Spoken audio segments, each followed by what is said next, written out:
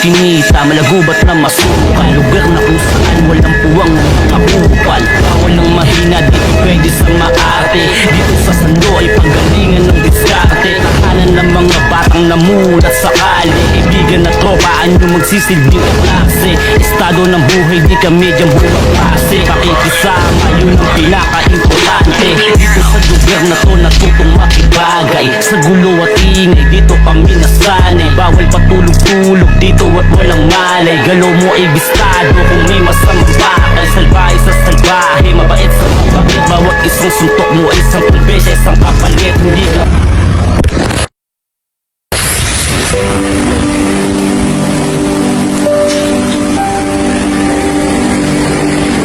Antonio, gising na. May pasok pa tayo. Saan ka ba? Sa kusina, nagre-ready na ng baon natin. Sige. Punta ako dyan. Tulungan na ka. Kaibigan kita eh. Next time na ako maliligo. Kape na naman. Di ka ba nasasawa sa kape? Gusto ko, hindi ako inaantok. Gusto ko. Sige. Ikaw na gumawa. Natatamad ako eh. Dapat nakikinig ka sa kuya mo eh. Ikaw na dapat gumawa ng mga gawain ko.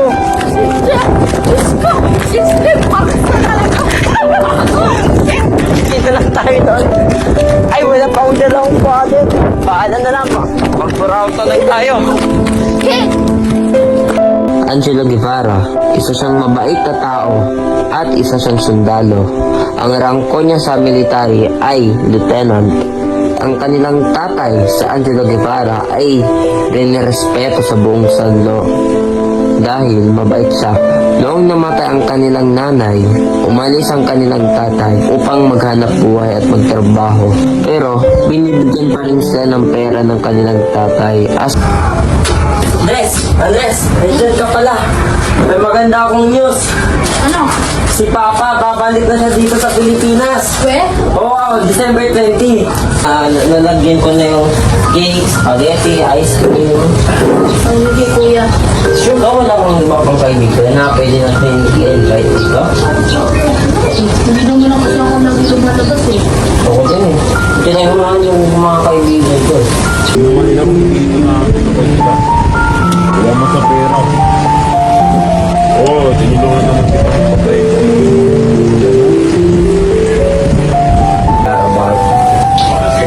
Ikaw ba yung anak ni Angelo Guevara? Oo, tapa ka yan. May nangyaring masama sa tatay mo sa tambayan, Saan banda? sa Greenwood. Doon sa Greenwood? Ano ba nangyari doon? Sa tambayan? Ito ng baril, kaya binaril siya ng madaming beses hanggat mamatay siya. Sabi? Pa na magbiro. Nakikita mo yung mamaya sa news. Sa news? Wala. Kung tiniknan ko pa dyan sa news, peke lang yan. Totoo nga ang mga sinasabi ko. Kaibigan ko nga siya eh. Kaibigan ka niya lang ikaw. Pwede ka magbiro ng ganyan. Saka, malakas si Papa. Hindi yun matatalo ka agad. Nakarating na daw siya dito sa Pilipinas. Dito mismo sa Santo. Sabi niya din, nandito daw siya sa clinic eh. Baka nag-meet lang sa mga kaibigan. Sa hamster, hindi na lang na maraming minutes. Si Papa to ah. Kuya, si Papa. baril! Huwag ka lang magbiro, peke na. Posible ah.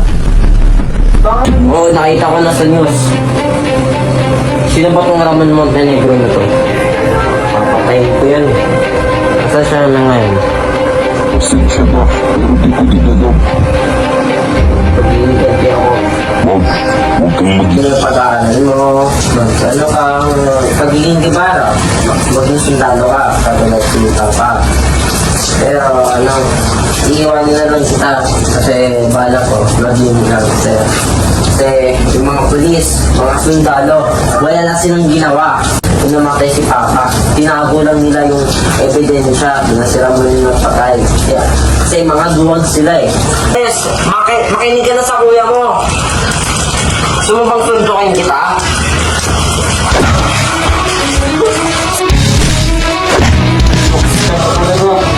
Andres, pero... Bahala ka na nga lang sa buhay mo. Kung ayaw mo makinig sa akin, bahala ka na lang. Aral para makagraduate siya.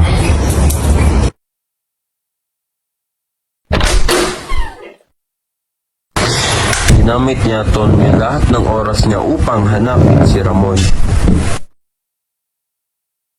Hahanapin kita, Ramon Montenegro, at maghiganti ako. Rinig ko daw may kaibigan ka. Pangalan niya daw si Polo Galang.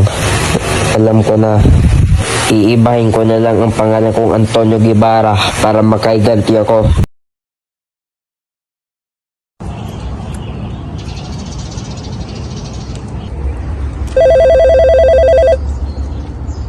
Hello? Ikaw ba to, Elijah? Oo, bakit? Sino ka? Ako to si Antonio Guevara, ang pumatay sa kapatid mo. Asan ka ha? Kala mo makakaligtas ka pa sa akin? Hindi kita titigilan hanggat di kita napapatay. Traidor. Saan ka? Ba't ko sa'yo sasabihin? Saka may sasabihin ako. Magkita tayo sa Green Hood, doon malapit sa court. Sige, kailan? Mamaya, tatapusin ko na to. Huwag ka masyadong mayabang. Hindi pa tayo tapos. Hindi pa kita titigilan. Kala mo papabayan kita sa ginawa mo? Sa ginawa mo sa kapatid ko? Mas lalong ikaw dahil kayo ang nauna. Ngayon ko lang nalaman na kapatid ko pala yon. Sige, mag-usap tayo mamaya.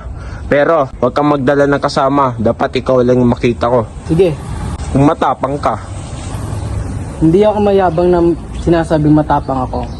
Pero sige, gagawin ko yung sinasabi mo. Sige, magkita tayo. Mag-uusap tayo doon. Sige.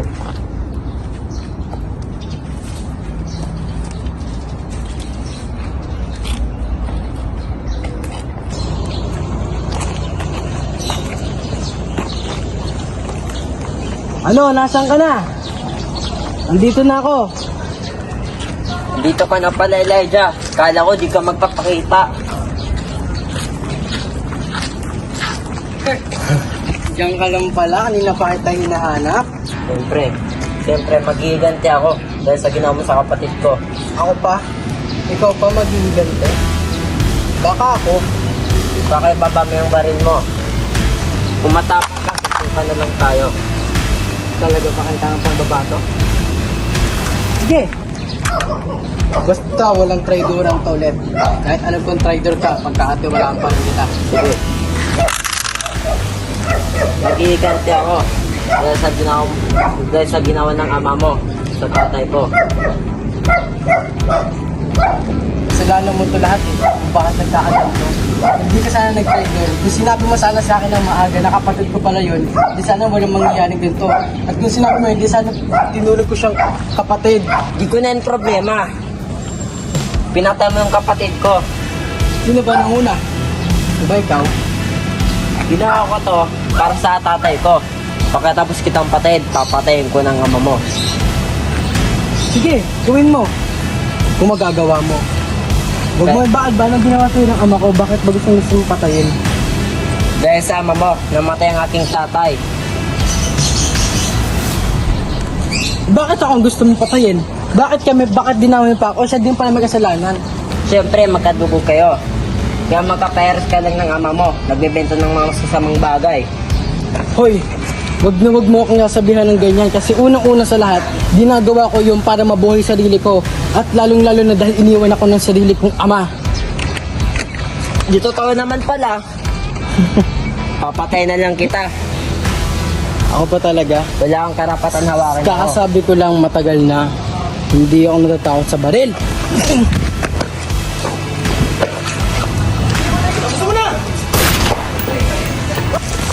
Aray! Nabaril ako. Kailangan ko nang tumakas. Hindi. Nandito ako para magiganti para sa kapatid ko. Aabangin ko na lang siya dito. Matay ka na!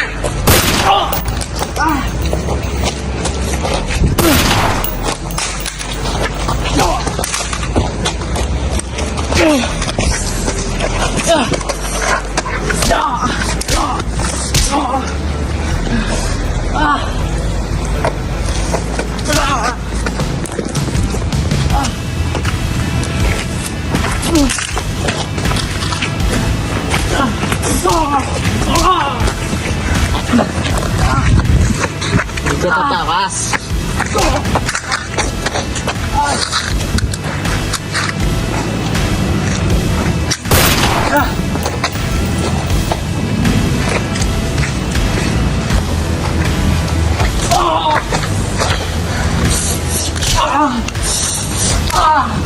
Katapusan na.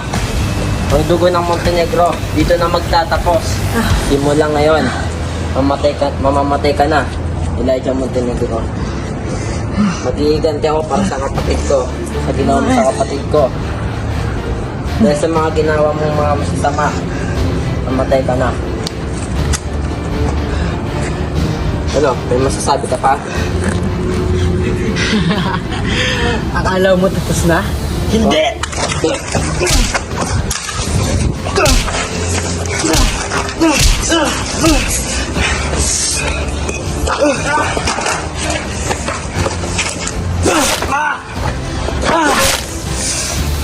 Alam mo, matatapos mo kami? Di mo ako matatapos, di mo ako kilala magalit!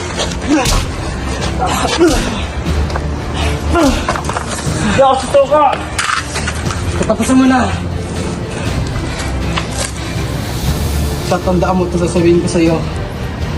Ito na yung katapusan mo at hindi ka na makahiganti muli dahil magsama-sama kayo nakid mo sa impyerno! Pasensya na, Elijah, pero ginawa ko to para sa tatay ko. Patayin mo na ako, pero madami pang tao, madami kang kaaway, at maghihiganti sila para sa akin. Tawarin mo ako. Tinuring na sana kita ng kapatid. Sana! Pero tinraidor mo ako, lalong-lalo na yung kapatid ko. Hindi mo man lang nasabi sa akin na maaga bago mo siya patayin. Hindi sana tinuring ko siya bilang kapatid at minahal ko siya bilang kuya ko. Elijah, may sasabihin pa ako sa'yo. Tawarin mo ako. Pasensya na din, Elijah. Protektahin mo kung saan para sa akin. Ikaw palang dito para sa tatay ko. Hindi man ako sa tuwira ng sando, pero ginagawa ko to para mapabuting lugar at lalong-lalo na sa pamilya ko at sa taong gusto ko. Tawarin mo ako kung hindi ako naging mabuting kaibigan sa iyo. Salamat sa pagiging kaibigan ko, Elijah. Patayin mo na ako. Tawarin mo ako.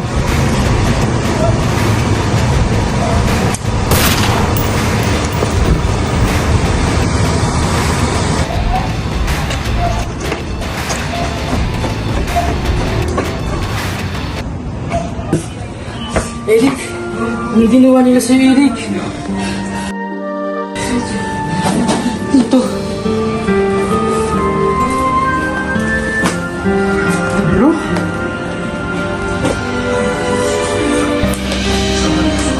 Tungkol kung asan si Joseph Santos? Nahanap ko na si Joseph Santos. Kaso na-kidnap. Pangalanatan ng kumidnap sa kanya, Antonio Guevara. Pumunta ako sa bahay ni Antonio Guevara. Niligtas ko si Joseph Santos. Pero tumakas siya mag-isa. Pero okay lang. Ang importante, naligtas ko siya.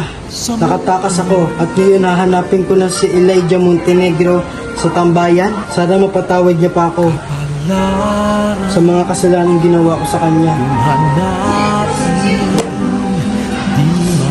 Si Joseph Santos ang may kasalanan kung ba't nagkakaganto kapatid ko ngayon.